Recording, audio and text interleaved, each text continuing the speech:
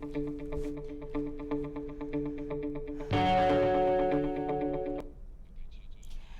afternoon, this is Huddersfield News. I'm Hazara Bibi. And I'm Josh Redden. Here are today's main headlines. 2 men were stabbed in a Huddersfield nightclub over the weekend and have been discharged from the hospital. An 18-year-old was admitted with knife wounds to the face and a 21-year-old was stabbed in the groin in the early hours of yesterday morning inside Tokyo nightclub. An ambulance was called to an unrelated attack on Carforth Street in Aspley on Saturday morning, where a man was found with injuries to his shoulder. Police are still investigating the incidents and are appealing for witnesses. Tokyo nightclub were unable to comment. An international drug dealer from Huddersfield has been sentenced to 8 years in prison after being caught distributing drugs from China. The drug dealer shipped Class B drugs across the world in order to create a highly profitable and successful business. Our reporter Abby Kerwin has more on the story. Derek Smith from Bradley has been sentenced to 8 years in jail after being caught drug smuggling. The 49-year-old shipped the Class B drug MCAT as far as Australia and America. The court heard and found Mr Smith disguised the drugs as legal highs online. Veterans and their families have been warned that remembrance parades may be cancelled because of budget cuts. Annual ceremonies are being hit for the first time because police say they can no longer afford to supervise the parades.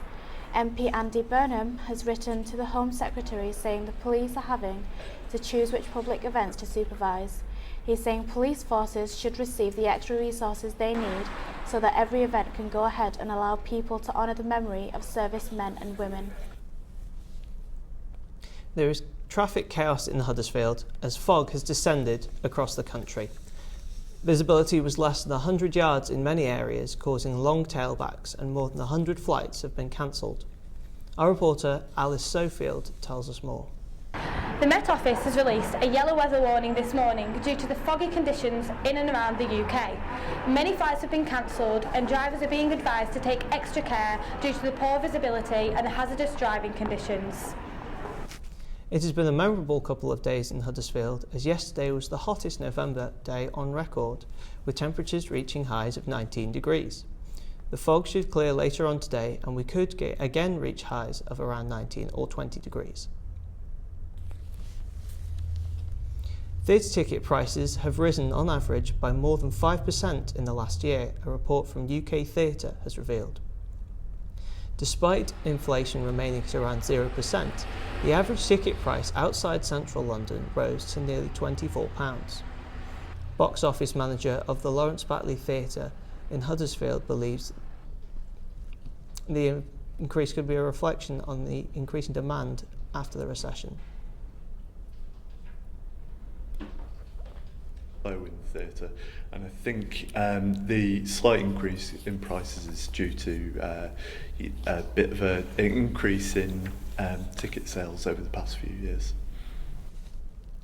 Train times are to be dramatically improved according to the Transpennine Express when work in Calder Valley is completed in the new year. 6 faster trains will operate per hour through Huddersfield and Dewsbury. But the Halifax and District Rail Action Group says the announcement is currently lacking in details. Earlier this month, a new platform at the station was announced. Our reporter Chloe Frid tells us more.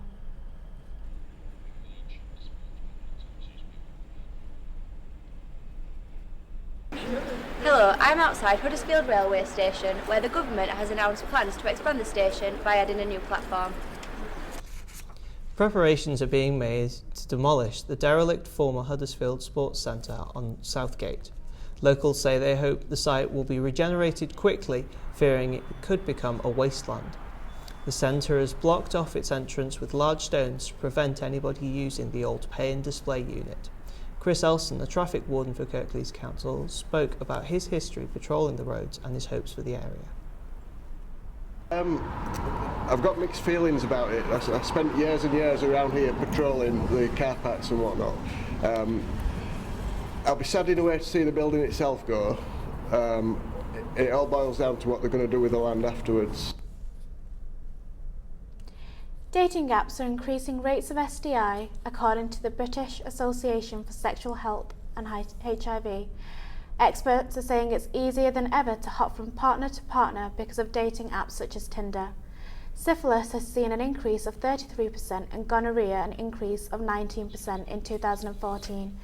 The worry is that more dangerous STIs such as HIV are becoming more common. The Online Dating Association says that between 25% and 40% of new relationships now start online or via mobile apps. That's all the headlines for this afternoon.